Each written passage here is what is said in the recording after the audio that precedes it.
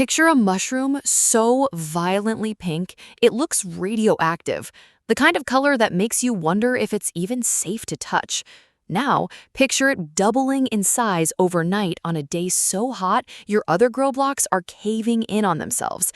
That's not a fluke.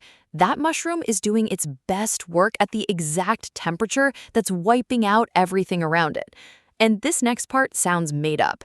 There's a close cousin of that mushroom whose spores flat out refuse to wake up in mild weather.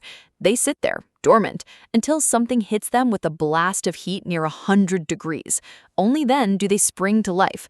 For that fungus, a wave of heat is the starting gun.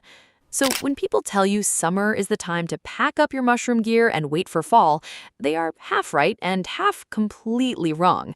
Half right because most of the popular beginner mushrooms, your blue oysters, your lion's mane, and your shiitake, will sulk and then rot the second you push them past the low 70s. Half wrong because that says nothing about the species built for this weather. So can you get a mushroom harvest in summer? Without a doubt. You've just been handed the wrong list. There are exactly 3 I'd grow when it's hot, and once you know them, a heat wave stops being a death sentence and turns into a head start. I'll walk you through all 3, plus the small details that decide whether you pull off a harvest or end up with a slimy bucket of regret. Start with the pink one because it's the easiest win you'll ever get. The pink oyster, Pleurotus jamor, is a tropical mushroom that never read the rulebook the others follow. While a blue oyster is begging for 60 degrees, the pink is just getting comfortable at 75, 80, even pushing into the high 80s. Its happy fruiting range sits somewhere around 68 to 86 Fahrenheit, and some growers report caps appearing at 85 to 90 in a matter of days. You'll see it sold as the flamingo oyster or the salmon oyster, and the color is not an exaggeration. It is loud. Substrate is wonderfully forgiving. Straw is the classic, but it'll happily take hardwood sawdust, spent coffee grounds, even shredded paper and cardboard. If you're using straw, you pasteurize it rather than sterilize it, which just means soaking it in hot water around 160 to 170 degrees for an hour, or doing a cold lime soak to knock back competing mold without killing everything. Then you mix in your grain spawn, pack it into a bag or bucket with holes, and wait. And this is where heat flips from enemy to engine. That warmth most mushrooms hate is exactly what the pink oyster uses to race. Colonization that might take a couple of weeks on a cooler species can blow through in 7 to 14 days. And once it pins, you can go from tiny nubs to a full harvest in another 3 or 4. It is the closest thing to instant gratification in this whole hobby. For a setup, you don't need a lab. A clear storage tote with a few holes punched in it, misted twice a day to keep the air muggy, parked somewhere warm and out of direct sun will get you there. One quirk worth knowing, grow it under blue LED light and the caps come out in even deeper, more saturated red. A couple of things nobody warns beginners about. First, the shelf life is brutally short.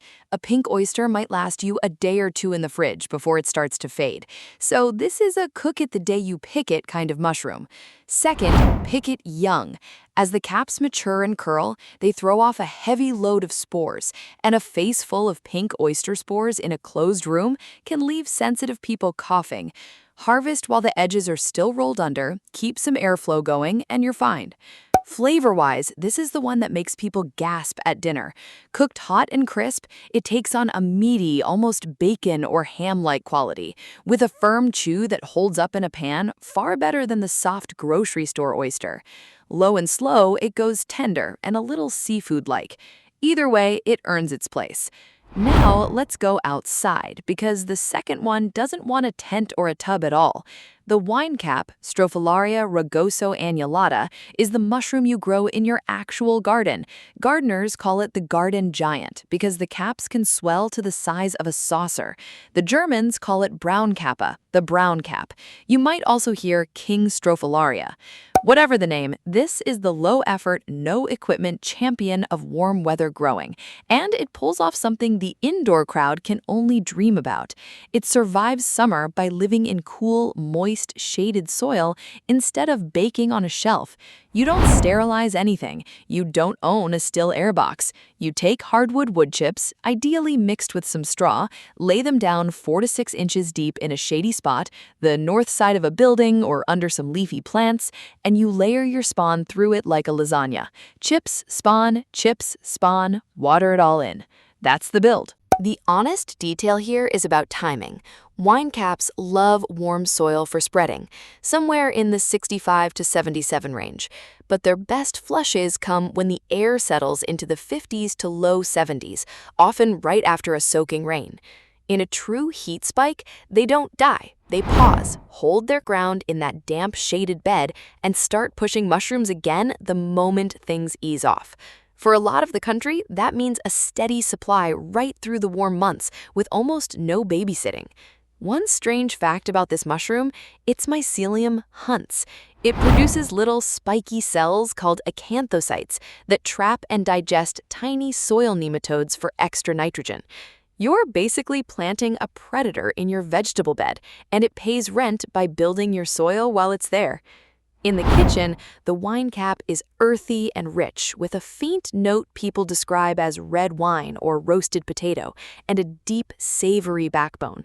It's also one of the few mushrooms that tolerates a little sun, so you can tuck a bed right in among your tomatoes or squash, where the leaves throw shade, and the watering you're already doing keeps the mycelium happy. The first year asks for patience, since a fresh bed can take a couple of months to fruit, but an established one comes back on its own for 2 or 3 years. Pick them as young buttons with the caps still closed for the best texture before the gills darken. Twist and pull at the base, and harvest daily once they start, because they grow fast and the slugs know it. So that's your fast indoor star and your lazy outdoor workhorse. The third one is a different animal entirely, and it's the reason I get a little obsessive about this topic. Reishi, Ganoderma lucidum, is not something you saute. It comes up woody, lacquered, deep red, and bitter enough that nobody is putting it in a stir-fry. In China, it's lingji, the so-called mushroom of immortality. And there are old stories, and I'll flag these as lore rather than fact, of Chinese emperors sending people off to comb the mountains for it. What matters for us is that reishi is a true hot weather fruiter. It fruits happily from around 65 to 85 degrees, and growers in Asia crop it even hotter. Summer is its season. You grow it on supplemented hardwood. Oak is the gold standard, usually as a sterilized sawdust block, and a classic trick is to bury colonized blocks in a shaded outdoor bed so the warm, humid summer air does the work for free. Then comes the patience tax. Where a pink oyster is done in 2 weeks, reishi takes months, and that slow burn is part of why people value it. There's a neat lever you can pull here. Carbon dioxide controls its shape. Let CO2 build up, and it grows tall, branching antlers. Give it fresh air and a little light, and it flattens into the classic kidney-shaped conk. Same mushroom, 2 completely different looks, decided by airflow.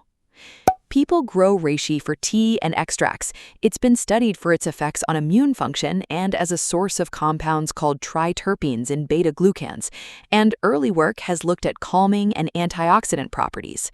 I want to be clear here, reishi is not medicine. None of this is a treatment for anything, and if you're dealing with a health condition or taking medication, you should talk to a professional before adding it. What you're growing is a traditional tonic with some interesting science around it, not a cure. And this is where one scientist deserves a mention, because he spent a lifetime on exactly this idea. Shu-Ting Chang, the emeritus biology professor from the Chinese University of Hong Kong, who became an Australian citizen and got nicknamed the Mushroom Missionary, did foundational work on warm climate cultivation. His research on the tropical straw mushroom turned up something almost poetic. Its spores don't germinate well in mild conditions at all. They need a blast of heat, up around 100 degrees, to wake up. For that mushroom, heat isn't the enemy, it's the alarm clock, which reframes the whole summer problem. Heat isn't the enemy of growing mushrooms, it's just the enemy of the wrong mushrooms. A quick word on the one I left off. The straw mushroom Chang studied, paddy straw, cow goo in Chinese, is the true heat king and loves it well into the 90s. I left it off the list because it's fussy for beginners, spoils almost on contact, and in the wild, young ones can resemble deadly Amanita species, so it's a rough place to start. If you ever forage instead of cultivate, that look-alike rule matters with every mushroom. When in doubt, throw it out. So if your shelf grows have been dying all summer, the fix isn't a bigger fan or a colder room, it's a better list. Grow the pink oyster for speed and a show-stopping plate. Build a wine cap bed and let it run itself through the warm months. And if you've got patience, bury a reishi block and harvest something people have chased for 2,000 years. The heat you've been fighting is the same heat these three were built for. If this video is informative, then comment yes. That motivates us to produce more videos like this.